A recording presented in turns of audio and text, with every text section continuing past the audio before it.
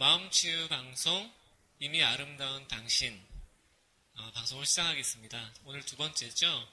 저는 심리상담가이고 이하당 심리상담센터 소장 그리고 마음치유 카페 이미 아름다운 당신을 운영하고 있는 박대령이라고 합니다. 반갑습니다. 이제 제가 전문 방송인이 아니다 보니까 이게 아직 카메라를 보는 것도 익숙지 않고 되게 어색한데요.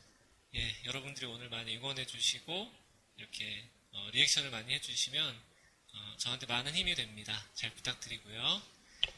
오늘 순서는 첫 번째 사회공포증, 대인공포증 이런 용어에 대한 어떤 설명을 하는 순서, 그리고 두 번째는 치유 노하우, 오늘도 이제 어떤 식으로 치유하는 게 도움이 되는가 그런 어떤 노하우를 말씀드리겠고요. 세 번째는 질문 답변 시간, 그리고 네 번째는 신앙송, 그리고 다섯 번째는 공지사항 같은 것들을 말씀드리겠습니다.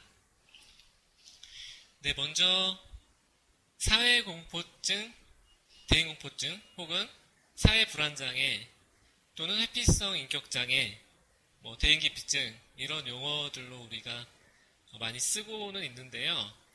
이게 좀 비슷한 것 같으면서도 이게 헷갈리고, 이게 정확히 어떤 분은 저는 사회공포증이 아니고 대인공포증이에요 이러시는 분들도 있는데, 사실 다 비슷한 말들입니다. 정확하게는 사회공포증은 이제 우리가 병원에서 쓰는 그런 진단명이죠.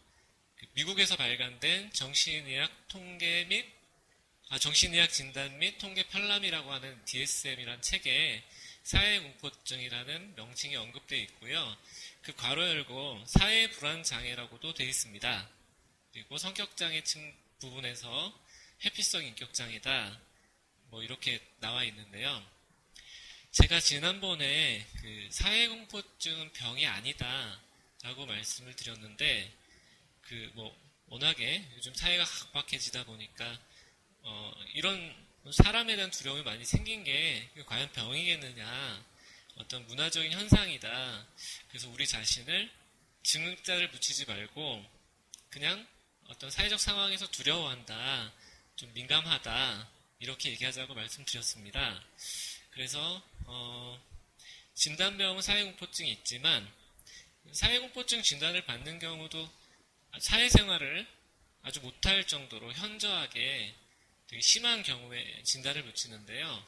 그렇다고 하더라도 우리 자신에게 사회공포증이라는 말을 붙이기보다는 그냥 내가 사회적인 상황에서 되게 민감하고 초조하고 불안하다, 대인관계가 어렵다 이렇게 했으면 좋겠습니다.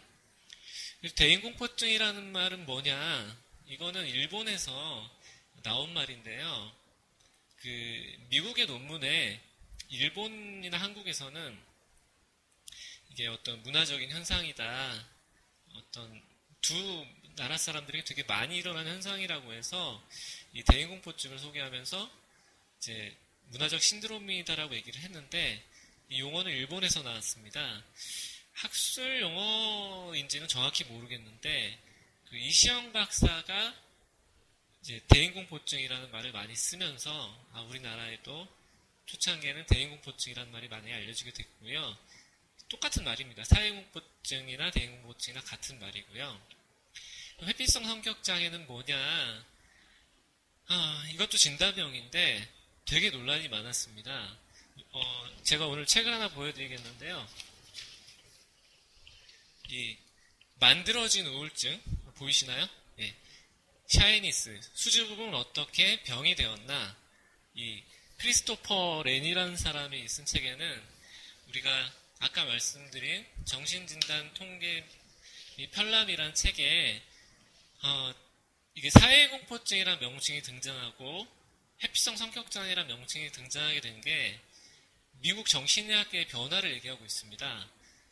정신의학자들이 이제 연구를 하는데 제약회사에서 어떤 돈을 대주죠. 그럼 이제 과연 이 약이 효과가 있는지, 또는 이제 어떤 진단병에 대해서 새로운 진단병을 추가하게 된 데는 이런 제약회사에 아무래도 도움을 받았으니까 그런 어떤 산업에 의해서 전에 없던 진단명들이 좀 더 많이 늘어났다. 그래서 회피성 성격 장애가 아닌데 멀쩡한 내향적인 사람들 혹은 내향적이 아니더라도 어떤 이유로 위축된 사람들에게 그냥 그 장애를 붙이는 게 과연 가당키는 한 일이냐. 그래서 굉장히 반발 편지들이 많이 날아들었다고 합니다. 이 DSM이 되게 권 있는 책인데 그거에 이제 그 진단을 포함시켜 위원회 같은 곳에서 진단을 정했는데 이제 굉장히 많은 반대 편지들이 왔지만 그 주류를 형성하고 있던 미국 정신의학자들이 이제 자기네들 권력으로 그 진단명을 확정하고 통과시켰는데 그래서 이 문제가 많은 게 회피성 성격장애라는 말을 쓰다 보니까 그냥 그럴 수 있는 일인데 되게 내가 뭔가 굉장히 심하게 안 좋은 어떤 정신병이 있다고 나쁜 건 아니지만 되게 나쁜 의미의 그런 정신병자 같은 느낌으로 내가 낙인이 찍혀져서 그것 때문에 더 자존감이 낮아지고 수치심이 심화되어가는 그런 이게 심각한 사회 문제가 되고 있습니다. 그래서 여러분들은 이제 용어를 쓸 때 나는 회피성 성격 장애다, 사회공포증이다 이런 말을 안 쓰고 이제 그냥 사회공포나 불안이 있다 이렇게 쓰시면 더 좋겠습니다. 저도 어쩌다가 사회공포증이라는 말을 쓸 때가 있는데 정말 불가피할 때는 그렇게 쓰는데요. 저도 노력을 하고 있습니다. 네, 제 용어 정의에 대해서 궁금한 게 있으시면 또 물어봐 주시고요. 네, 다음 순서는 치유 노하우 시간입니다. 혹시 여러분들이 이렇게 자신이 노력을 하시면서 이런 거 도움이 됐다 그런 것들을 채팅창에다가 그냥 단어 하나 정도 키워드로 쳐주시면은 제가 그거를 소개를 해드릴게요. 제가 오늘 소개해드릴 것 지난번에는 커밍아웃을 하는 게 굉장히 도움이 된다 그런 말씀을 드렸었는데 오늘은 한 분이 이런 질문을 해주셨어요. 지난 방송에서 라미님께서 좋은 사람만 골라 만난다고 말씀해 주셨는데 그런 사람을 어디서 만날 수 있을까요? 예, 이런 좋은 사람을 어디서 만나야 되느냐 이 질문을 해주셨는데 제가 지난번에 긍정적인 생각을 우리가 그냥 하기가 쉽지 않다고 말씀드렸었죠. 안 좋은 경험이 많기 때문에 우리는 긍정적인 생각보다 부정적인 생각을 많이 하게 되고 긍정적인 생각을 하게 되려면 그냥 생각만 바꿔서 되지 않고 어떤 좋은 경험을 해야만 그런 경험 속에서 세상은 살만하구나 하는 긍정적인 생각이 같이 변화될 수 있다고 말씀을 드렸는데요. 그러려면 좋은 사람을 만나야 되는데 어디서 어떻게 만나느냐 제 노하우를 소개해드리면 저는 일단 잘 보여야 될 것 같은 사람들이 아닌 자리가 도움이 많이 됐습니다. 예를 들어서 제가 대학 시절 때는 동기나 후배들은 되게 부담이 많이 됐었어요. 뭔가 이제 이성이면 더 부담스럽고요. 근데 선배들도 좀 나이 많은 3살 많은 형들, 누나들 같은 경우는 내가 뭘 잘하지 않아도 그냥 그 후배라는 것만으로도 많이 예뻐해 줬기 때문에 그런 자리가 좀 더 편했고요. 그리고 할머니들, 그리고 아줌마들이 되게 저보다 나이 많으신 한 20살 많거나 10살 이상 많으신 분들이 되게 예뻐해 주시더라고요. 그냥 어떤 능력이 좋아서도 아니고 얼굴이 잘생겨서도 아니고 그냥 젊다는 거 하나만으로도 이제 그분들이 되게 막 귀여워해 주시고 강아지 귀여워하시는 거 마냥 예뻐해 주셨는데 그런 분들을 만나는 게 도움이 많이 됐고요. 어떤 장소도 좀 다르겠죠. 그냥 도시에서 이렇게 사람 마주치면 살갑고 따뜻하게 마주칠 기회가 적은데 예를 들면 등산 같은 데를 갔을 때 산에 갔을 때 이렇게 마주치는 사람들은 좀 더 인사하고 거기서 만난 할머니 할아버지들 아저씨들은 좀 더 쉽게 얘기할 수 있는 장소가 되겠고 어떤 분들은 종교 활동을 한다든지 어떤 분들은 여행지를 가서 또 열린 마음으로 사람들을 만난다든지 하는 좋은 그런 경험을 각자 찾고 있는데 그렇게 각자 좋은 사람 만날 수 있는 기회를 많이 찾으셨으면 좋겠습니다. 네. 세 번째 코너는요, 질문 답변 시간입니다. 되게 오늘 빨리 질문 답변 시간으로 왔는데요. 자, 지금 시간부터 질문을 해주시면은 제가 그 질문에 답변을 해드릴게요.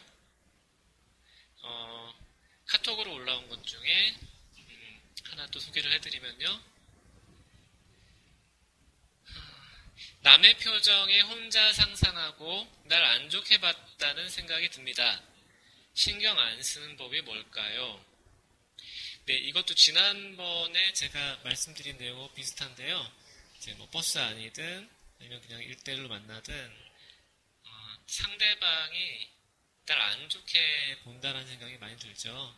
그래서 실제 상대가 나를 안 좋게 보는 경우도 있겠고, 그게 아니면 이제 내 마음에서 오는 문제다, 상대의 문제가 아니라 그렇게 말씀을 드렸는데요.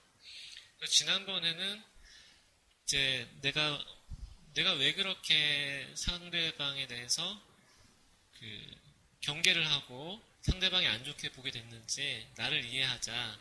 그리고 또 내가 상처가 있으면 상처를 치유하고, 그리고 내가 스스로 나를 비난하거나 비판하거나 되게 못마땅하게 보는 점이 있으면 내가 스스로를 좀 더 좋게 예쁘게 봐야지 이런 것들도 같이 변한다라는 말씀을 드렸습니다. 네, 오늘 이제 지난번에 말씀드린 것에 더해서 말씀을 뭔가 드려야 될 것 같다라는 어떤 뭔가 새롭게 지난번에 말씀드린 걸 재탕하기에는 좀 그러니까 뭔가 새로운 말씀을 드려야 될 것 같다라는 부담이 드는데요.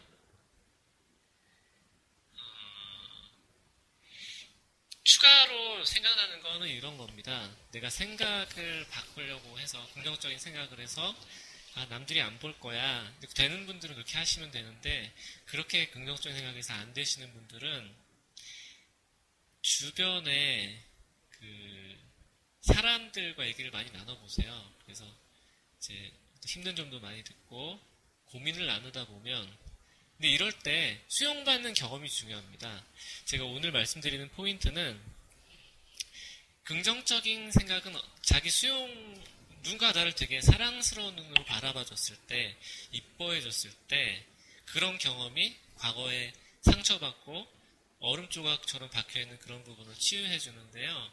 그래서 그런 사람을 좀 골라서 만나서 어떤 칭찬을 듣고 그렇게 하시거나 또 어떤 분들은 남이 안 해줘도 내가 스스로 매일 칭찬 일기를 쓴다거나 스스로 이런 분이 있어요. 어떤 분은 누가 이렇게 쓰다듬어주지 않는데 아유 고생했다 애썼다 이렇게 스스로 쓰다듬어주면서 위로하시는 분도 봤거든요. 그래서 그렇게 자기를 이렇게 위로하는 그런 부분이 도움이 될 겁니다. 사소한 말투, 눈빛, 행동에도 저를 무시하는 것만 같아요.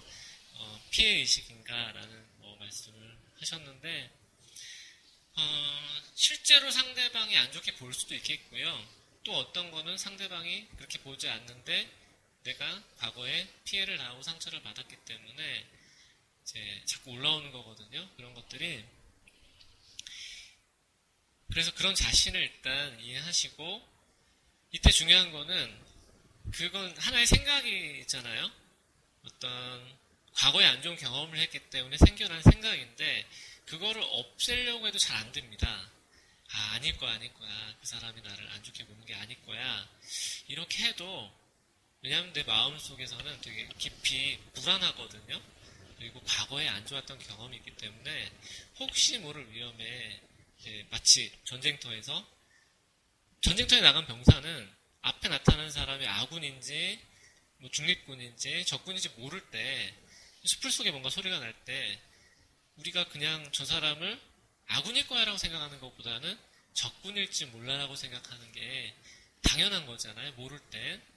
그런 것처럼 마치 전쟁터에 간 병사처럼 우리는 그렇게 생각하기가 쉽다고 인식을 하셨으면 좋겠고 이때 우리는 추측만으로 절대 편해지지가 않아요. 전쟁터의 병사가 꼼짝마 손들어 확인을 해야 그 다음에 마음이 편해지는 건데 우리도 그냥 그 생각 자체를 바꾸긴 어렵고 만약에 그 사람이 대화할 수 있는 사람이라면 가서 얘기를 나눠보는 거죠. 그 사람이 나를 흉보는지 안 보는지 뭐 대놓고 혹시 저 안 좋게 보고 계세요? 뭐 이렇게 말할 수는 없겠지만 그 사람하고 뭐 이런저런 얘기를 나누다 보면 그 사람이 나에 대해서 적대적인지 호의적인지 알 수 있게 되죠. 그렇게 해서 마음이 편해지는 과정을 거치시면 되고, 가서 얘기할 수 없는 상황이다. 그럴 때는 일단 그 부분은 지금 현재랑 상관이 있는 부분이 아니니까, 내가 이제 과거에 안 좋은 경험을 많이 해서 전쟁터의 병사처럼 경계하고 있구나. 그래서 이렇게 그냥 나를 이해해주고 그러지 말자도 아니고, 그렇다고 그걸 그 생각에 끌려가지도 않고, 그럴 때는 호흡이 중요합니다. 이렇게 숨을 쉬는 거예요. 아이고, 내가 전쟁터의 병사처럼 내가 과거에 힘든 경험 때문에 내가 되게 예민하게 경계를 하는구나. 아이고, 힘들지. 그래. 너의 걱정처럼 저 사람 위험할 수도 있고 아닐 수도 있지. 아직 잘 모르니까 천천히 알아보자. 잠깐 쉬었다가 이제 좀 쉬는 시간이 필요합니다. 자기 자신을. 항상 긴장하고 경계하고 있으면 되게 힘들거든요. 그래서 자꾸 호흡을 하고 잠시 경계와 경계 사이에 지금 여기에 존재하는 어떤 좋은 풍경, 요즘 꽃 구경 많이 가시는데 주변에 따뜻한 햇볕이나 꽃 아니면 뭐 길거리에 좋은 풍경 같은 것들을 보는 시간을 늘리는 게 필요합니다. 이게 본질적인 해결은 아니지만요. 하루에 조금이라도 이런 시간을 많이 갖는다면 불안이 적어지고 결과적으로 지금 여기에서 존재하는 좋은 것도 우리가 충분히 경험할 때 그런 게 또 우리를 긍정적으로 변화시키거든요. 좋은 경험을 그렇게 호흡을 한 다음에 하시면 좋겠습니다. 질문 또 올라왔는데 라미님은 집중을 어떻게 하시나요? 저는 집중이 안 됩니다. 그런 질문인데 집중이 안 되는 게 이유가 있죠. 왜냐하면 우리가 긴장을 너무 하다 보니까 주의력 떨어지고 집중력이 떨어지죠. 그래서 어떤 분들은 자기 머리가 되게 나쁘고 능력이 부족하다라고 생각하시는데 일단 그럴 수밖에 없어요. 너무 마치 이렇게 팔을 꽉 쥐면은 피가 안 통하는 상태에서는 이제 멍해진다거나 아니면 되게 이제 뭔가 아프고 혈액순환이 잘 안 되는데 그러면 집중력, 기억력이 다 떨어지세요. 일단 그 안 되는 상태를 이해하고 그 다음엔 어떻게 할 것이냐. 집중력이 돌아오려면 첫 번째는 이완이 돼야 됩니다. 잘 자고 그다음에 중간중간 스트레칭을 많이 하고 숨도 우리가 긴장되면 짧게 쉬는데 평소에 천천히 이렇게 길게 내쉬는 거를 자주 하시는 게 좋습니다. 그래서 우리가 한숨을 쉬는데 남들은 뭐라고 젊은 애가 한숨을 많이 쉬네 뭐라고 하는데 이게 되게 좋은 겁니다. 어떤 신음소리 내고 한숨을 내쉬는 것들은 몸이 힘들 때 다시 원상태로 돌아가기 위해서 이렇게 하면 긴장이 많이 되게 풀리거든요. 그래서 한숨 쉬거나 이제 신음소리 내는 게 좋은데 남들이 안 좋게 본다. 그런 상황에서는 그냥 코로 내셔도 되고 입으로 내셔도 되는데 어떤 복식호흡을 모르더라도 그냥 내쉬는 걸 길게 내쉬는 게 도움이 많이 됩니다. 길을 걸을 때나 밥을 먹기 전이나 이렇게 뭔가 어떤 상황에서든 자주 길게 내쉬면 긴장이 많이 풀려서 집중력이 좀 좋아지고요. 또 하나는 여러 가지가 있겠는데 저는 사실 약간 ADHD 같다라는 얘기를 들었었어요. 옛날에 주의집중 잘 못하고 되게 안절부절 못하고 학교 다닐 때도 되게 힘들어했는데 저는 제가 문제가 있다고 생각했는데 알고 봤더니 학교는 졸릴 수밖에 없더라고요. 집중이 안 되고 그리고 많은 공부들이 재미가 없을 수밖에 없기 때문에 그런 집중이 내 탓을 하기보다 나한테 문제는 긴장해서 집중이 안 되는 것도 있지만 내가 학교에 다닌다면 또 회사에 다닌다면 회사나 학교가 문제가 있기 때문에 집중하기 어려운 게 당연할 수 있겠다. 그걸 이해할 필요도 있고 하지만 우리가 학교든 회사든 돈을 벌고 이렇게 해야 되는데 집중을 하려면 좀 더 재밌게 하는 방법을 찾거나 또 저처럼 혼자 하는 것보다 남들하고 하는 걸 좋아하는 사람은 저는 누군가를 가르칠 때 집중이 잘 되거나 같이 얘기하면서 하면 집중이 잘 되거든요. 또 사람이 없을 때보다 사람이 많은 자리에서 집중이 잘 되는데 저는 책 쓸 때, 제가 낸 책 쓸 때 지하철 타고 쓴 적이 있어요. 아니면 사람이 많은 카페에 가서 쓰면 저는 안정되는데 이렇게 집중이 잘 되는 자신만의 방법을 찾으셨으면 좋겠습니다. 네, 또 질문 있으신가요? 아, 미움받을 용기를 내는 게 불안을 극복하는 데 도움이 될까요? 미움받을 용기가 안 나요. 이 미움받을 용기라는 책이 베스트셀러였죠. 지금도 베스트셀러인 것 같은데, 자, 미움받을 용기 쉽지 않죠. 미움받는 게 왜냐면 힘들고 상처이기 때문에 너무 고통스럽죠. 화가 나거나 분노가 치밀어 오르거나 되게 슬프거나 용기가 쉽게 나진 않습니다. 어떻게 하면 좋을까요? 여기 참여하신 분들이 자신의 노하우가 있으면 좀 얘기를 해주셨으면 좋겠고요. 저는 이런 상황이 있었습니다. 직장을 다닐 때 제가 뭔가 어떤 실수를 해서 사람들한테 되게 부끄럽고 그래서 되게 고통스러웠던 적이 있었어요. 내가 이렇게 큰 잘못을 했구나. 너무 부끄럽다. 그럴 때 제 마음 한쪽에서는 회사 그만두고 싶다. 사표를 내고 싶다. 그런 마음이 여기까지 올라왔다가 왠지 거기서 그만두면 내가 정말 지는 것 같고 변화될 기회가 없을 것 같아서 그 다음날 그냥 회사에 나갔어요. 그리고 이렇게 주문을 걸었습니다. 어제 나와 나는 오늘의 나는 다르다. 그리고 어제의 문제를 반성을 했기 때문에 나는 오늘 새로운 사람이다. 이렇게 주문을 걸고 사람들 눈을 똑바로 쳐다보고 인사하고 진심으로 대하려고 노력을 했습니다. 그게 저한테 큰 힘이 됐고요. 네, 또 다른 방법들이 많이 있을 텐데 이제 서로가 나는 이래서 미움받을 용기가 낮다 이런 얘기를 좀 올려주면 더 좋겠고요. 어떤 사연인지 몰라서 구체적으로 말씀해 주시면 제가 좀 더 거기에 맞게 답을 해드릴 수 있을 텐데요. 답이 되셨는지 모르겠네요. 손잡아줘요님. 네.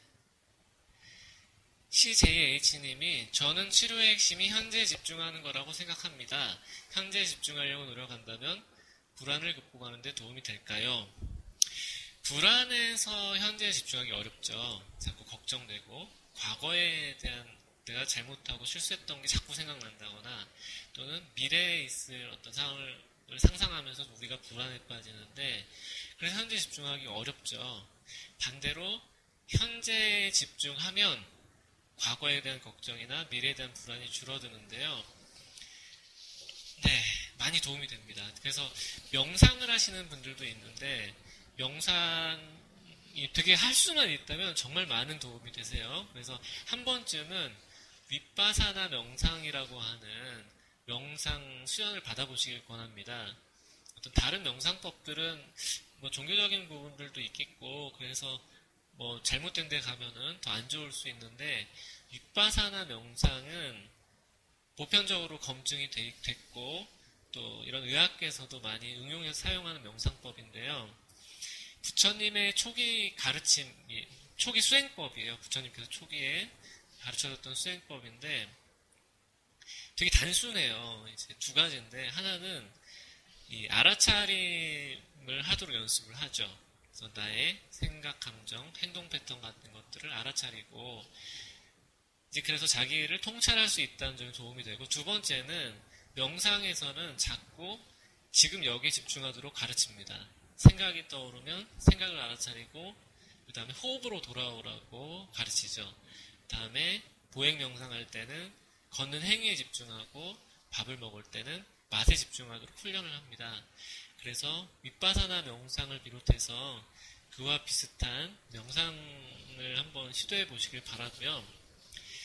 저는 처음에 갔을 때 미치겠더라고요. 집중이 안 되고, 오만 가지 걱정과 고통스러운 생각이 막 올라오니까 더 힘들더라고요. 명상할 때. 그래서 이제 수련원을 갔다가 이제 나와버렸어요. 한 하루만 있다가 이틀째 나와버렸는데, 그렇게 힘들 때는 명상을 하기 좀 힘듭니다. 이제 나중에는 이렇게 좀 더 될 텐데, 저는 명상을 좀 더 명상과 비슷한 효과가 있었던 게 노래였어요. 노래, 그리고 시 베껴 적기, 그리고 그림 그리기. 이 세 가지가 명상은 아니지만 명상과 비슷한 효과가 있습니다.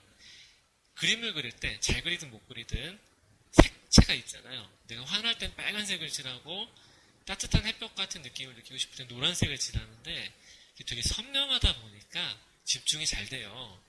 그래서 그냥 색칠만 칠하고 있어도 그림을 잘 못 그려도 내 마음을 내가 이렇게 발견하고 느끼고 뭔가 기분이 좋아지는 어떤 감각적인 경험을 하게 되는데, 그걸 우리가 음악을 들을 때 또 노래를 부를 때 시도 어떤 그 시 안에 있는 어떤 정서적인 느낌, 시 안에서 그려지는 풍경 같은 것들을 우리가 몰입하기 쉽기 때문에 이런 것들을 감각적으로, 그러니까 자극적인 거, 예를 들어서 고춧가루도 되게 자극적이죠. 지금 여기에 집중하게 도와주는데, 다만 고춧가루는 너무 몇 개 먹으면 이게 속이 다 쓰리잖아요. 그래서 부작용이 없으면서도 몰입할 수 있는 뭐 악기 연주 같은 거, 제가 되게 우울할 때 이 바이올린 연습 같은 거 하면서 많이 좋아졌는데, 그렇게 집중할 수 있는 것들을 각자 재미거리를 찾으셨으면 좋겠습니다. 고017D님, 선생님 첫사랑 이야기 해주세요. 네, 부끄럽습니다. 저 첫사랑은 사실 이렇게 되게 미안해요. 그 사람한테 되게 미안하고, 뭐가 미안하냐면, 제가 되게 외로움이 많고, 되게 불안했기 때문에, 여자친구에게 집착도 많이 하고, 되게 고통스러웠어요. 하나는 내가 불안이 많기 때문에, 이 사람한테 내가 지금 잘하고 있나, 하다못해 길거리 걸을 때도 내가 보조를 맞춰 잘 걷고 있나, 내가 걷는 게 이상해서 이 사람이 불편해하지 않을까 하는 그런 것도 신경 쓰이고, 되게 솔직한 어떤 마음속에 힘든 점도 잘 표현을 못했어요. 그래서 저는 첫사랑이라고 하면 제대로 표현도 못하고 되게 힘들기만 하고, 물론 되게 좋은 순간도 있었지만 되게 많이 아팠습니다. 그래서 저는 첫사랑이 되게 고통스러웠는데, 이제 되게 감사한 건 그런 거죠. 저는 되게 못났다고 생각했는데, 그 사람이 저를 되게 좋아해 주니까 그게 저한테 구원이었어요. 굉장히 힘들고 고통스러운 부분도 많았지만, 내가 사랑받을 수 있는 사람이구나, 내가 괜찮구나, 그런 경험을 해서 저는 그 첫사랑한테 되게 감사합니다. 예. 부끄러워라. 네. 너무 긴장해서 사람들 말이 잘 안 들릴 수도 있나요? 그럼요. 긴장하면 사람들 말이 잘 안 들리고, 들어도 예를 들어서 누가 나는 학교 갔어요 라는 말이 들리더라도 그 말이 이해 안 될 수도 있어요. 긴장하지 않을 때 당연히 그 말 이해되는데, 뭐지? 하고 이제 멍해지는 거죠.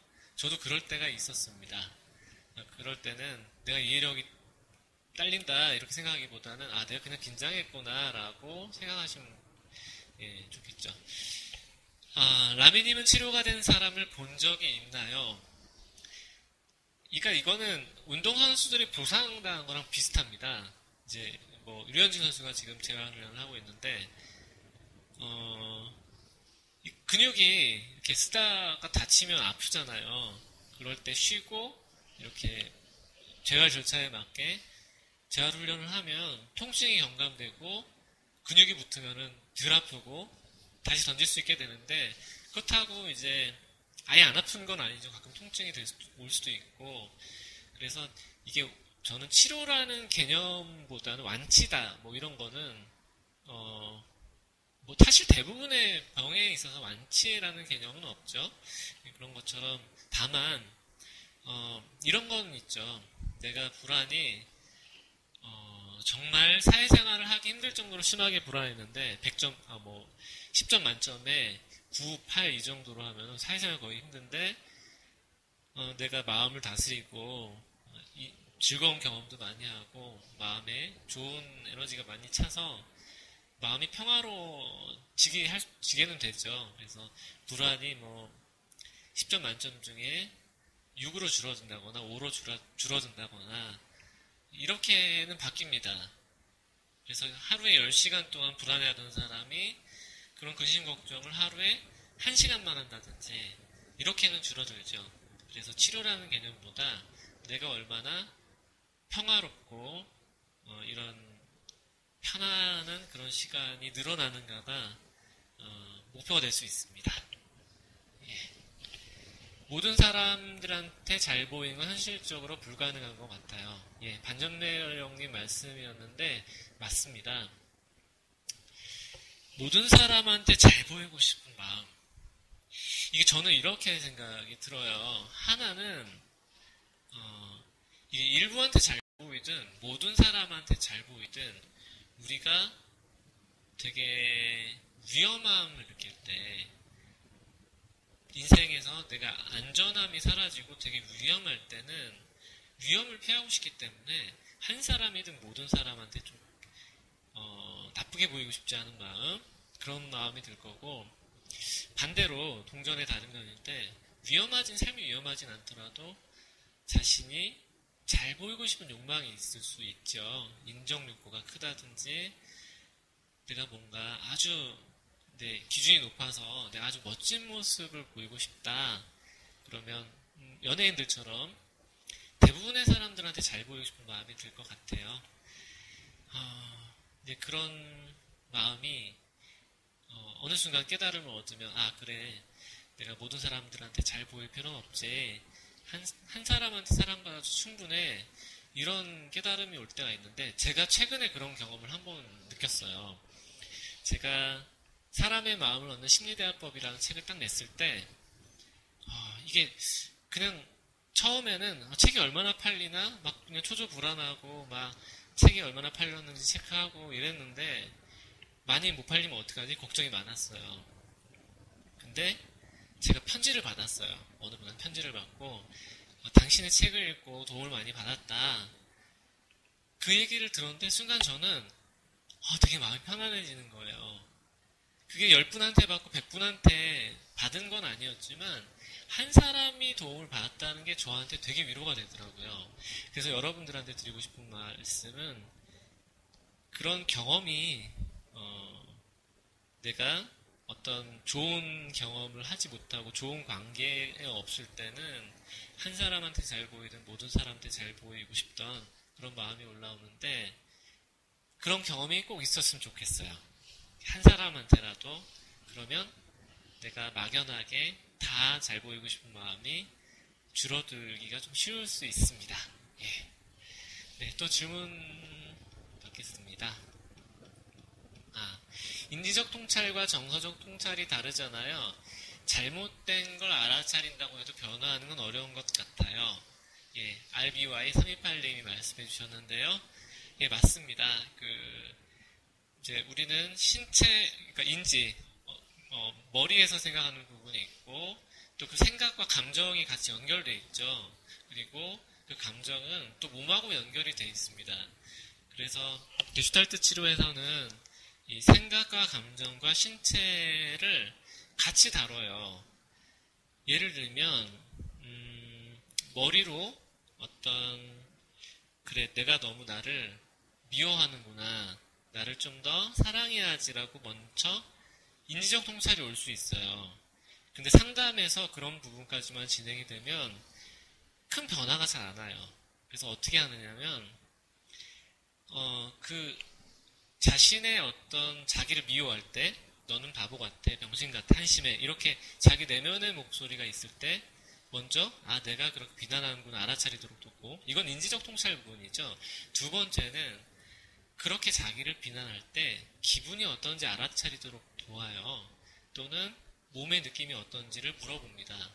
그러면 그런 걸 물어보지 않았을 때보다 자신을 비난할 때 기분이 어떠냐고 물어보면 슬프다라고 얘기를 해요. 아니면 위축된다. 그럼 자신의 기분과 자신의 신체적인 걸 느낄 때 굉장히 깊은 곳에서 되게 슬픔이 올라옵니다. 예를 들면 내가 나한테 너무 아프게 했구나. 되게 미안해져요. 나한테 너무 했구나. 그러면서 너무 마음이 아프면서 우리가 마치 사랑하는 사람한테 잘못하면 되게 마음이 아프고 잘하고 싶은 마음이 들잖아요.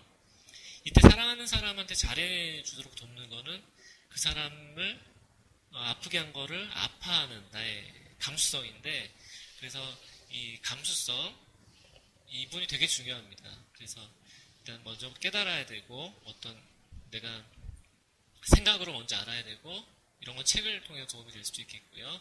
두 번째는 내가 그런 나의 감정을 알아차리고 머물러 보는 연습이 도움이 많이 됩니다. 길거리에서 아는 사람을 만나면 불안해집니다. 어떻게 해야 될까요? 이 참 중요한 질문인데요. 어떤 상황에서 어떻게 불안하냐에 따라 조금 다르겠죠. 인사를 해야 되는 상황인지 아니면 말을 해야 되는 상황인지 조금 더 구체적으로 질문을 해주시면은 제가 거기에 맞게 대답을 해드리겠습니다. 인사 상황인지 아니면 어떤 대화를 나누는 상황인지 그거를 좀 다시 좀 적어주시면 고맙겠습니다. 사람들을 그냥 피하고만 싶고 사람들한테 마음이 열리지가 않아요. 사람들이 처음엔 잘 대해주고 친절해도 제가 마음을 열지 못하니까 사람들도 저를 불편해하고 피하더라고요. 이럴 때 저는 어떻게 해야 하는 걸까요?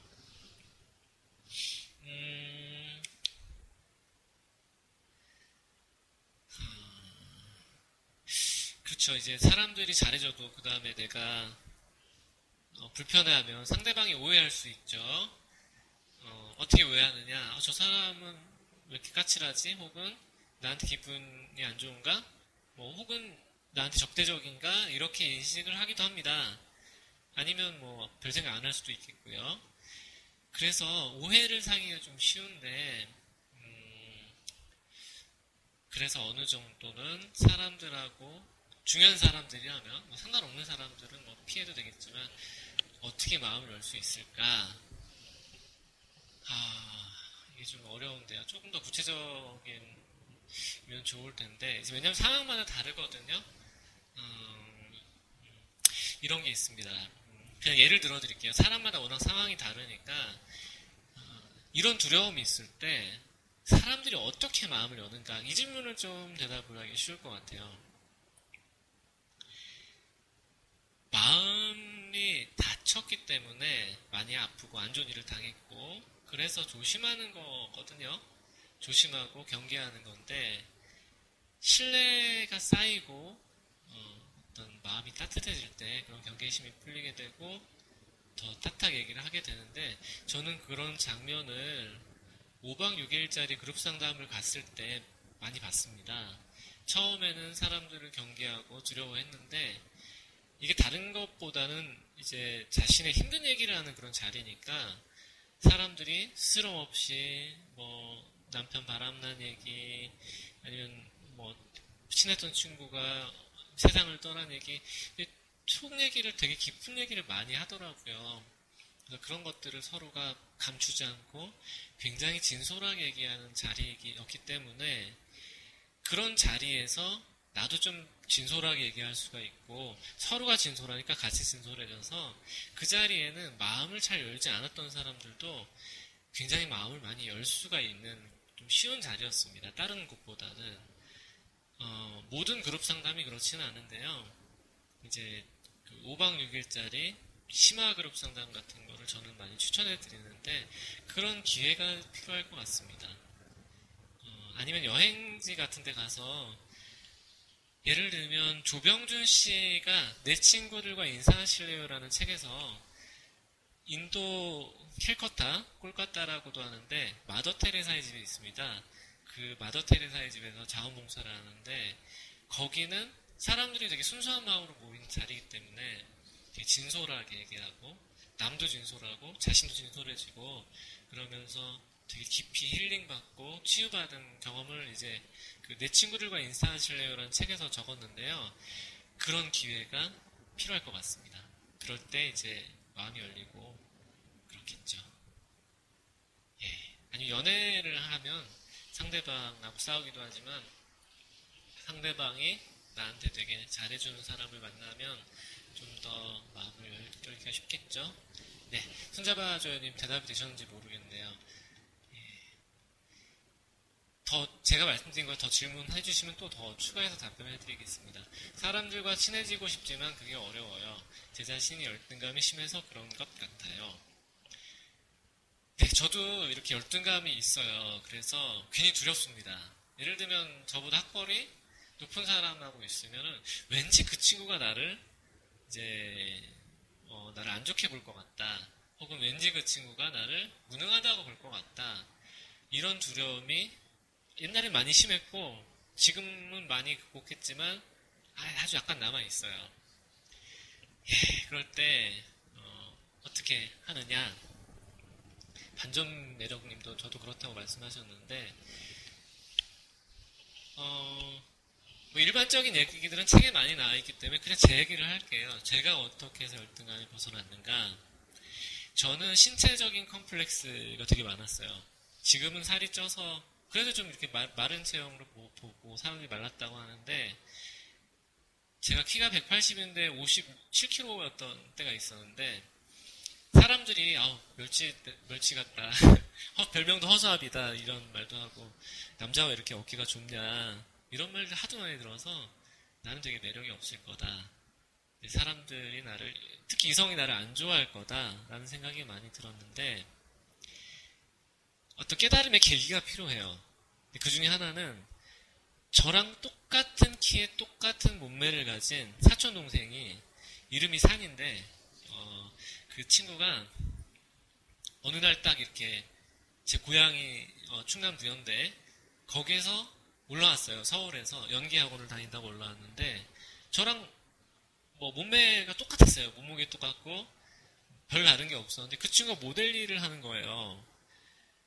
와, 근데 저는 다리가 되게 못생겼다고 생각해가지고 말랐으니까 되게 펑퍼짐한 바지만 입었는데 그 친구 짝 달라붙는 바지를 입고 길거리를 활보하는 거예요.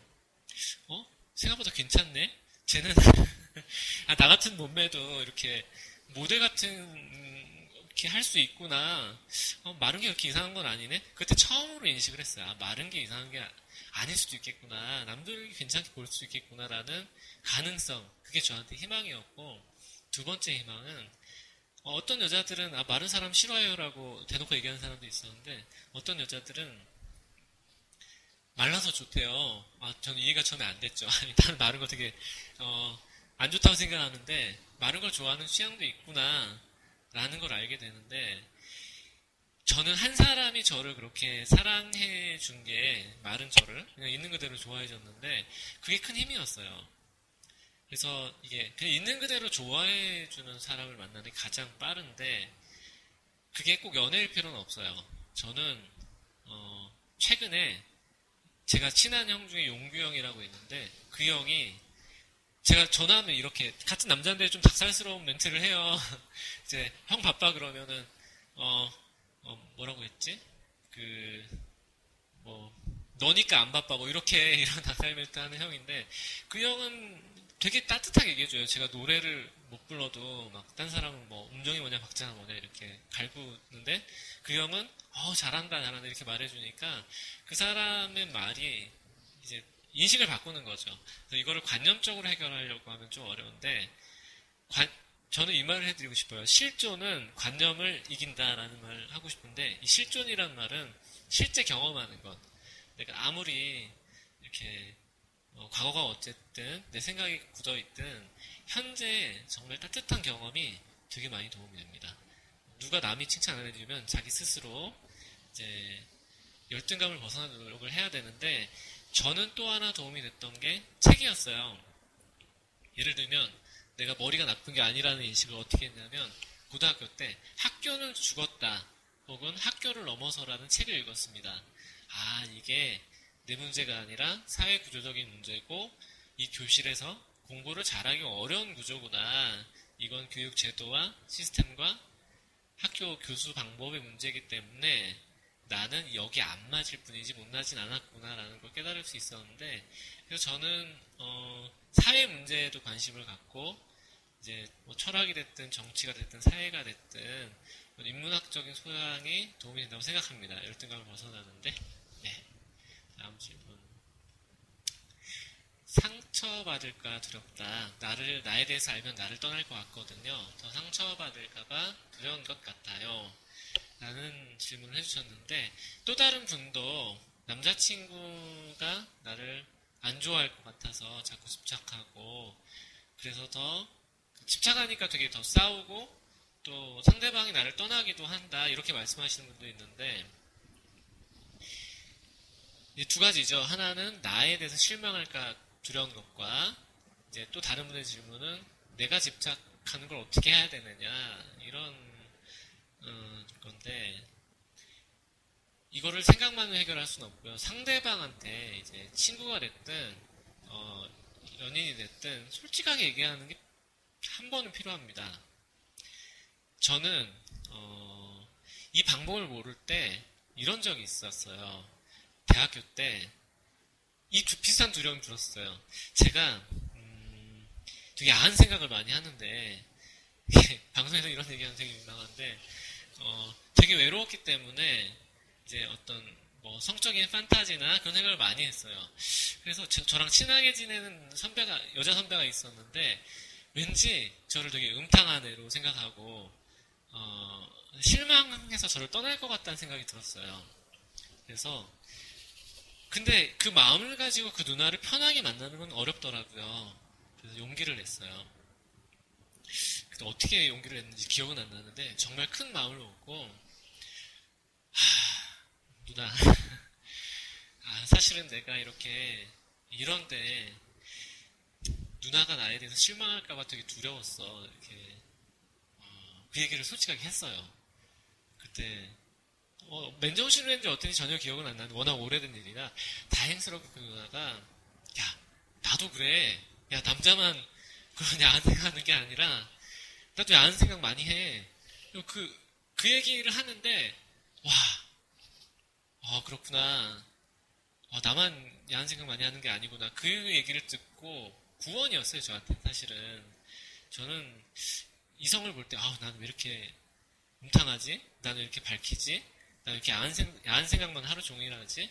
근데 그런 게 솔직하게 얘기를 하고 나니까 상대도 그렇다. 이제, 그러니까 너가 이상하지 않다. 이런 얘기를 듣는 게 도움이 됐었고요. 그런 식으로 나에 대해서 알면 떠날 것 같은데 그럼 나에 대해서 알려주는 그런 모험이지만 근데 떠나도 괜찮아요, 사실은. 왜냐면 나에 대해서 알면 떠날 것 같다. 그럼 그 사람은 이제 그 사람 문제인 거죠. 왜냐면 진정한 친구 관계나 연인 관계라면 사실 우정이나 사랑은 상대방이 잘나서 만나고 사랑하는 게 아니라 상대방이 부족한 점이 있지만 서로가 같이 서로의 부족한 점을 채워주면서 발전하는 관계니까 나에 대해서 알려주면 떠나면 그거 되게 힘들고 아프지만 장래를 위해서 더 좋은 거기 때문에 한번 모험을 걸어볼 만한 가치는 있습니다. 더 상처받을까 두렵죠. 예, 맞아요. 그래서 저도 되게 시간이 많이 걸렸습니다. 어떤 사람에게 솔직하게 얘기하는데 아무리 친해도 솔직하게 얘기 못해서 겉돌기만 하다가 1년이 지나서 2년이 지나서 도저히 안 되겠다. 되게 만날수록 힘들어지기 때문에 이럴 바에야 이렇게 관계가 불편할 바에야 솔직히 고백하는 게 낫겠다.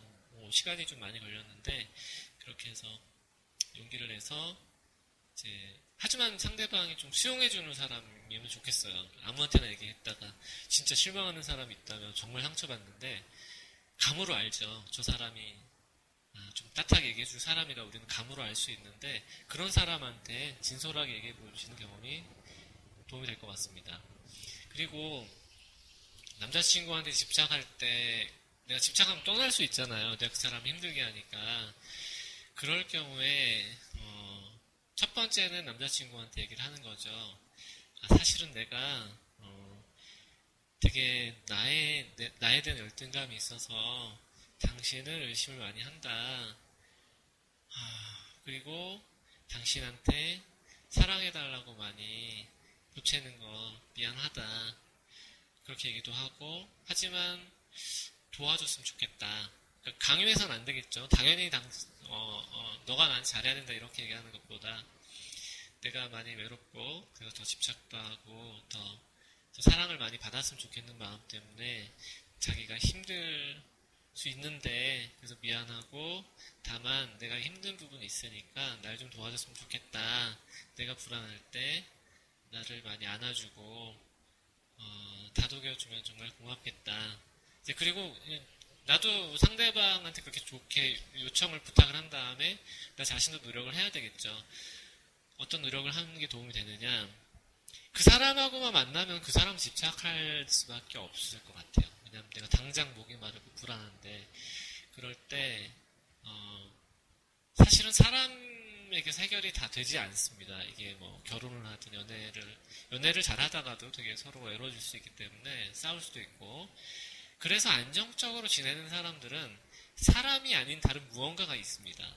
종교가 됐든 어떤 사람은 자연이기도 해요. 어떤 사람은 강아지를 키우기도 하고 그렇게 사람이 아닌 어떤 내가 의지할 수 있는 게 내가 인생을 살아가면서 누군가한테 덜 집착하고 좀 덜 외로울 수 있는 거기 때문에 어떻게 보면 평생 그런 것들을 찾아나가고 개발해야 될 수 있을 것 같은데요.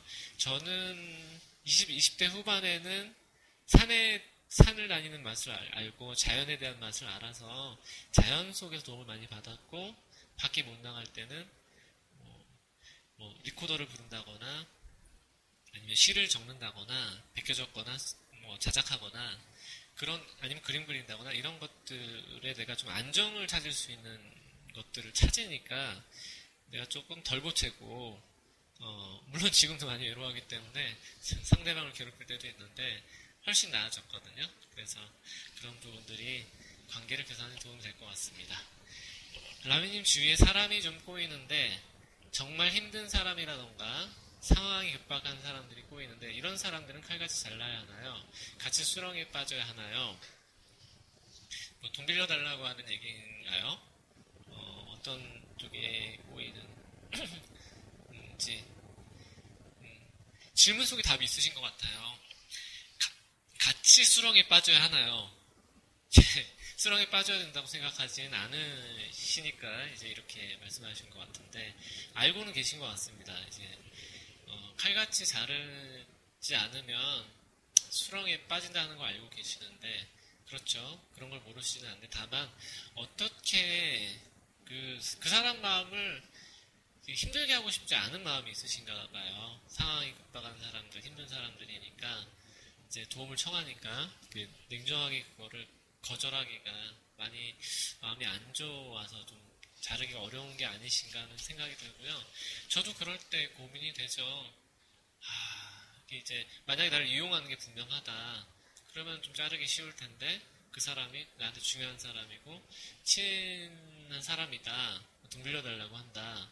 그럴 때 일단 저는 제가 돈이 많지 않기 때문에 이제 빌려줄 돈 자체가 별로 없기 때문에 이제 그런 게 의상할 일이 별로 없었는데 이런 건 있습니다. 내가 돈이 좀 더 있더라도 좀 무리가 된다. 이거 빌려주면 못 받을 것 같다.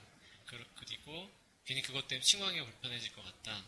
그러면 저는 돈을 빌려주고 안 빌려주고 이런 이분법보다는 저는 제가 괜찮은 수준에서 그냥 줍니다. 받을 생각 안 하고. 아니면 마음으로라도 이제 돈을 안 주더라도 마음이 중요한 거니까 많이 힘들겠다. 내가 어떻게 도와주고 싶은데 좀 나도 사정이 너무 어려워서 내가 참 어떻게 해야 될지 모르겠다. 미안하다. 한번 네. 뭐 이런 식으로 내가 그 친구를 위한 마음을 표현하신다면은 이제 자르기만 하는 건 아니니까 내가 좋은 마음을 전하는 거니까 거절하기가 조금 덜 힘들겠죠. 네. 다음 질문이 또 있네요. 네, 뭐가 있지? 예. 아, 상담은 받고 싶지만 상담에 대한 신뢰감이 부족해요. 예, 맞습니다. 저도 상담가긴 하지만 이 분야에 안타깝게도 정신과 의사든 심리상담사든 내담자한테 해를 끼치는 사람이 많은 것도 사실입니다. 저부터도 저한테 찾아온 분들에게 상처를 준 적도 있고 저의 미숙함으로 인해서 저부터도 이제 항상 조심스럽고 반성이 되는 부분인데 그래도 그 와중에도 믿을 수 있는 분이 있죠. 그걸 어떻게 하느냐? 그 저는 그러니까 저는 제가 직접 받으니까 그 사람이 잘 하는지 안 하는지 알 수 있는데 받기 전에는 그분에 대해서 좀 알아보는 시간도 가지고 그분에 대한 평판도 들어보죠. 안 가본 분이라면 이제 많은 사람한테 물어봅니다. 근데 여러분들은 그런 정보가 찾기 힘드실 거예요. 그래서 뭐 저같이 상담하는 사람 혹은 상담 전공하는 대학원생들한테 물어보면은 이 분야에 어떤 분이 이제 평소 인품이든 상담 실력이든 이게 괜찮으니까 그분한테 받아봐라. 이제 그런 분을 추천받는 게 안전하고 또 비용 대비 효과가 좋으시겠죠. 뭐 비싸다고 상담비가 비싸다고 잘하는 건 아니니까 이 분야에서는 그냥 TV에 나왔다고 잘하거나 뭐 책을 썼다고 상담을 잘하거나 그러진 않고요. 오히려 잘하시는 분들은 잘 알려지지 않은 분들이 많은데 상담 받아본 분한테 소개를 받거나 상담 관련자 저한테 물어보시면 저한테 상담받지 않더라도 이제 뭐 추천해달라고 하면 얼마든지 제가 평소에 정말 믿을 만한 분한테 소개를 시켜드릴 수 있습니다. 길거리에서 아는 사람 만나면 불안해지는데 표정이 굳어질까 봐서라네요. 인사든 대화든 상관없습니다. 네. 표정이 굳어지는 거는 당연한 거라고 지난 시간에 말씀드렸는데요. 이제, 일단 그렇게 왜냐면, 저는 이런 대화를 나눈 적이 있습니다. 옛날에 한 10년 만에 친구를 만났나요? 되게 어색하고 표정이 굳어요. 혹은 결혼식 때 사진 찍을 때 표정이 굳어요. 이때 내가 문제가 있어 생각한다고 저는 옛날에 생각했어요. 내가 문제가 있어 표정도 굳고 내가 문제구나 생각했는데 이게 당연한 거더라고요. 왜냐면 사진 찍을 때는 인위적인 행위를 하는 거니까 이렇게 인위적인 걸 하는 순간 우리는 굳어질 수밖에 없기 때문에 자연스러운 표정을 짓기가 힘든데 그러니까 사진 찍을 때도 사진 찍는 건 원래 굳어지는 거다. 그리고 아는 사람을 만나도 이게 같이 사는 부인도 한 뭐 일주일 만에 만나면 되게 어색해요. 가족도 마찬가지고 그러니까 당연하다고 생각하고 굳어지는 거 의식하기보다 지금 여기에 집중해서 뭐 잘 지냈니? 대화를 나누면 좀 나아질 거고 그걸로 안 된다. 그러면 내가 표정에 대한 어떤 되게 이게 막 의식하고 거기에 대해 내가 안 좋게 생각하는 그런 어떤 마음의 뿌리를 좀 봐야 되겠죠. 나를 마음에 안 들어 한 분이 어디서 나왔는가. 네. 예, 그리고 짱가님의 질문, 상담은 받고 싶은데 마음 한켠에 불신이 자리 잡고 있어서 상담 여부를 결정 내리기 어렵습니다. 그냥 불신이 들어도 참고 상담받자니 불만만 쌓일 것 같고 말하자니 상담자가 불쾌할 것 같고요. 예, 제 경험을 말씀드리면 저는 상담받을 때 불편한 점을 말하지 않고 상담받다 그만둔 적이 있어요. 대학 학생생활 상담소에 상담을 받을 때 뭔가 이렇게 불편했어요. 지적받고 평가받는다는 느낌이 들어서 그 선생님한테 말할 용기는 안 나서 그냥 그만두고 피해 다녔는데 그때는 제가 말할 힘이 별로 없었어요. 근데 요즘은 좀 얘기하는 힘이 생겼는데 저한테 상담받는 분들 중에서도 얘기를 하는 경우가 있습니다. 용기를 내서 선생님 지난 시간에 말씀 못 드렸는데 그때 선생님이 뭐 약속에 좀 늦었을 때 뭘 깜빡하셨을 때 굉장히 섭섭하고 또는 선생님이 이렇게 얘기하셨을 때 굉장히 불편했어요 라고 얘기하시는 분이 있었어요. 그때 저는 좀 되게 부끄러웠어요. 불쾌하기보다는 부끄러웠어요. 미안하고. 근데 그게 저한테 되게 좋았어요. 고마웠어요. 왜냐하면 말을 안 해도 알거든요. 저도 상대방이 불만을 얘기 안 해도 제가 지은 죄를 제가 알기 때문에 말 안 하는 게 더 힘들어요. 뭔가 느낌이 있으니까. 차라리 혼나는 게 더 좋습니다. 이렇게 혼나는 건 아니죠. 그냥 섭섭하거나 불편하고 뭐 화가 났다, 기분 나빴다 그런 얘기를 들으면 오히려 훨씬 편하네요. 이제 왜냐면 미안하다는 얘기를 할 수 있으니까.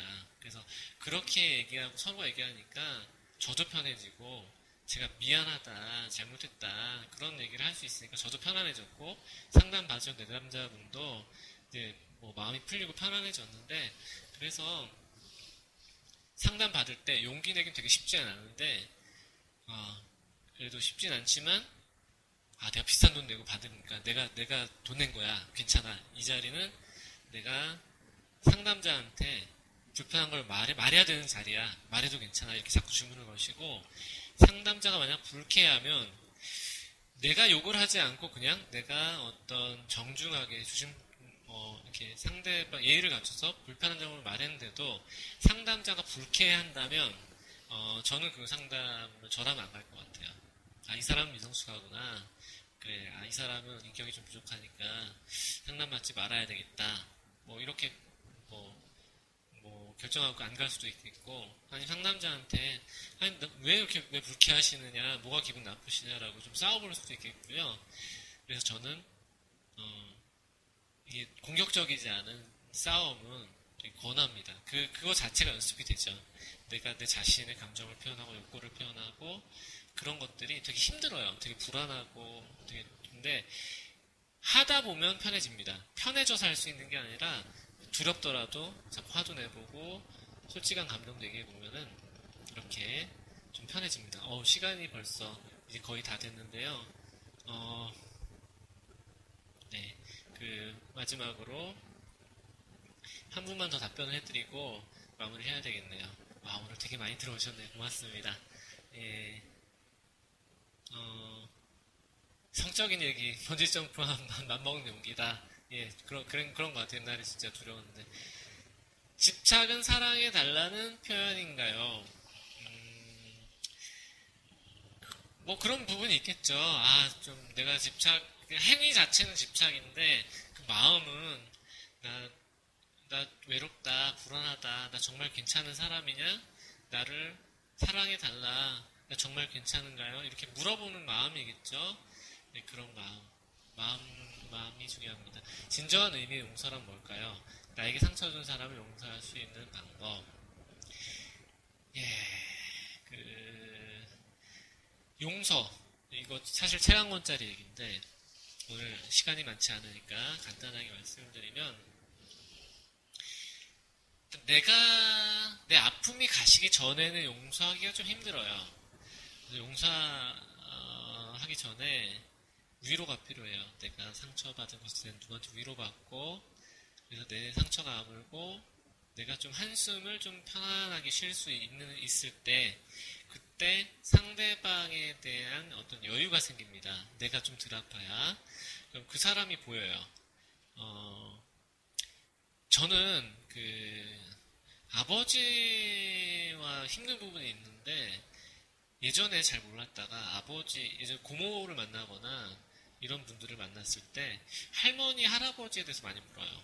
묻고 어떻게 살았는지, 그 시대가 어떤 시대였는지 그러니까 역사적인 현장을 좀 재구성을 해보는데 그거를 하고 나니까 아버지라는 사람이 그냥 막연하게 좀 화해하자, 용서하자 이런 것보다는 아버지가 이렇게 살고 살아오셨구나.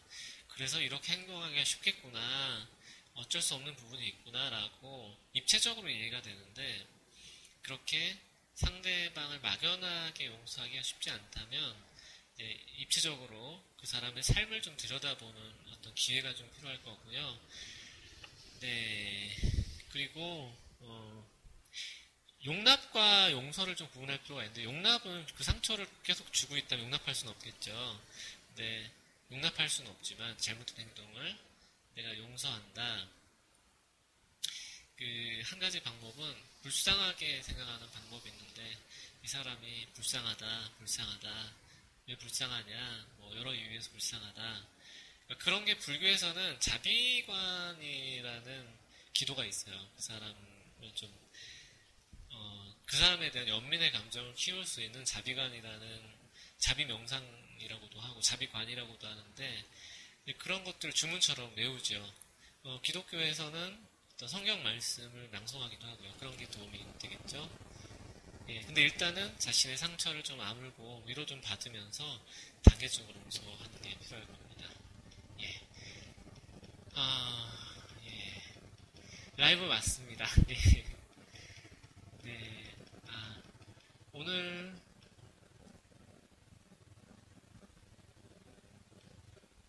마지막 콜라베님 질문까지 답해드릴게요. 내담자가 자기가 받은 상처를 상담가를 통해서 그대로 재현하려는 사람들은 어떻게 상담을 해야 되나요?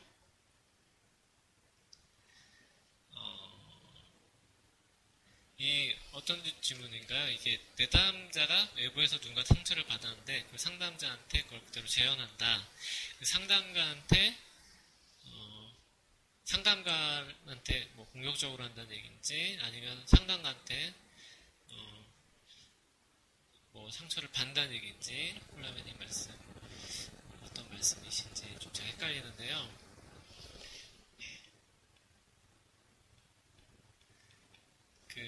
제가 신앙송을 먼저 해드리고 그 질문에 대한 설명을 좀 더 해주시면은 제가 신앙송 다음에 말씀을 드리겠습니다. 자,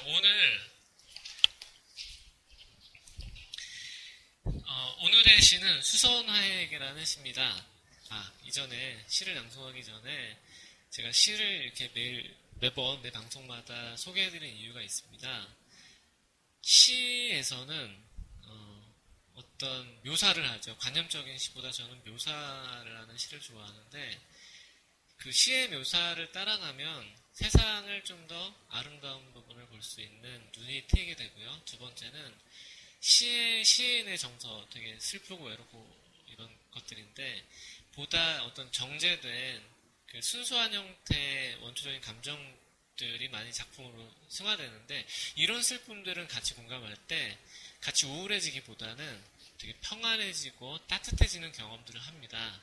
그래서 한 단계 이렇게 승화된 슬픔들은 오히려 위로가 되고 이렇게 마음 치유에 도움이 되기 때문에 저는 이제 그때 감정을 잘 보살피고 느끼는데 시를 이제 그 도움이 되기 때문에 낭송을 합니다. 오늘 시는 수선화에게 정호승 울지 마라. 외로우니까 사람이다. 살아간다는 것은 외로움을 견디는 일이다. 공연이 오지 않는 전화를 기다리지 마라. 눈이 오면 눈길을 걷고 비가 오면 빗길을 걸어가라. 갈대숲에서 가슴 검은 도요새도 너를 보고 있다. 가끔은 하느님도 외로워서 눈물을 흘리신다. 새들이 나뭇가지에 앉아있는 것도 외로움 때문이고 네가 물가에 앉아있는 것도 외로움 때문이다. 산 그림자도 외로워서 하루에 한 번씩 말로 내려온다. 종소리도 외로워서 울려 퍼진다. 예, 저도 많이 외롭습니다.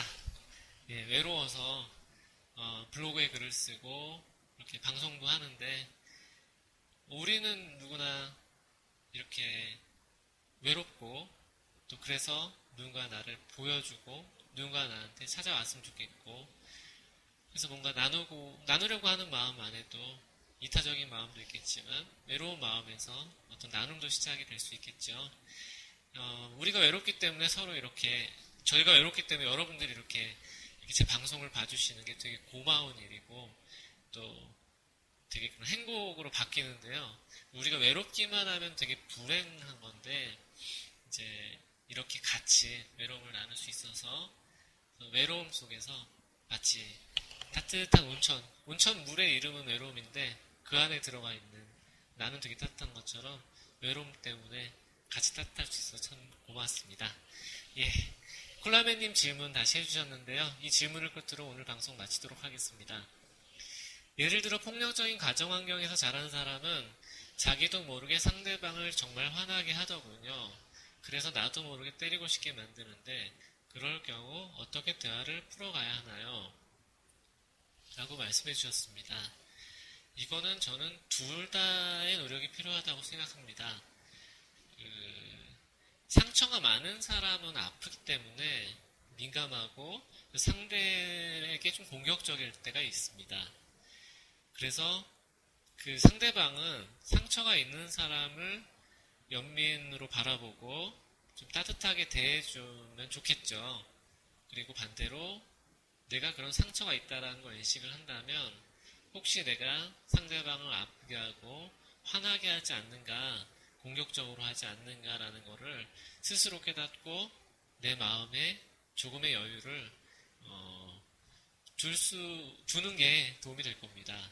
저도 상처를 많이 받은 부분이 있어서 직장 상사에 대해서 좀 공격적으로 나오기도 하고 반대되는 의견을 가진 사람에게 되게 흥분도 하고 싸납게 몰아붙인 적도 있었는데 이제 그래서 저도 노력을 많이 했는데요. 요즘 봄날 따뜻하잖아요. 많이 괴롭고 힘들고 그렇지만 이렇게 따뜻한 햇볕, 저는 햇볕을 참 좋아해요. 햇볕을 받으면 이렇게 내 마음도 따뜻해지는 것 같고 햇볕의 기운을 최대한 저장을 하려고 노력을 합니다. 여러분들도 이 따뜻한 봄날 이렇게 좋은 날씨 오래 가지 않을 수 있는데 많이 봄 기운 많이 받으시고 벚꽃, 개나리, 진달래 많이 보시고요. 그래서 힘든 가운데 순간순간 심호흡도 하시면서 따뜻한 순간 즐거운 시간 보내셨으면 좋겠네요. 오늘 이렇게 방문해주신 모든 분들 감사드리고요. 공지사항은 그겁니다. 이제 마인드님이 후원해주셨는데 정말 감사합니다. 예, 이 후원금은 제가 이미 아름다운 당신 카페를 운영하는데 거기에 계신 분들한테 이제 만화 그리시는 분도 있고 어떤 전자책을 내신 분도 있는데 이분들이 경제적으로 어려운 분들이 많고 사회생활 힘들어하기 때문에 이제 그런 거 응원 차원에서 이제 그런 분들에게 도서상권이 됐든 아니면 뭐가 됐든 이제 후원을 해드리고 싶은데 이제 그래서 이렇게 모인 돈을 가지고 그런 후원도 하고 뭔가 유용한 데 쓰도록 하겠습니다. 예, 감사드리고요. 또 더 궁금하신 것들은 제 카톡 아이디 LAMY 하나 둘 이게 제 카톡 아이디인데 평소에 카톡 아이디로 자신의 사연 그리고 질문 또 치유 노하우 난 이렇게 해서 좋아졌다 그런 것들을 올려주시면 제가 방송 때 소개도 해드리고 질문에 대한 답변도 해드리겠습니다. 모두 늦은 시간까지 고생하셨습니다. 감사합니다.